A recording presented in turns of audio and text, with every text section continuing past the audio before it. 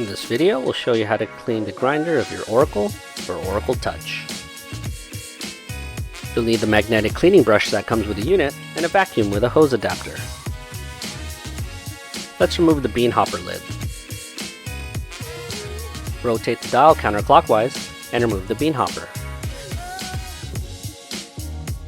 Next, lift the handle of the outer burr and rotate it counterclockwise. You can adjust the grind size to the coarsest setting if you're having difficulty. Take the magnetic end of your cleaning brush and attach it to the tamping fan. Now you can easily pull the tamping fan away from the unit.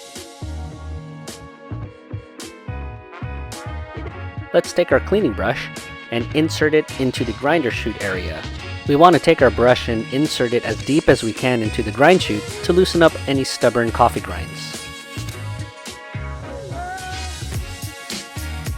Use the coffee hose to remove the initial coffee beans. Now with our brush, we want to sweep around the fins of the lower burr and make sure we go around all the sides of that grinder as well, just to loosen everything up. Then with our vacuum, we want to pick up all the loosened coffee grinds. And this is what a clean grinder area would look like. There's almost no coffee grinds between the fins or around the sides of the coffee grinder.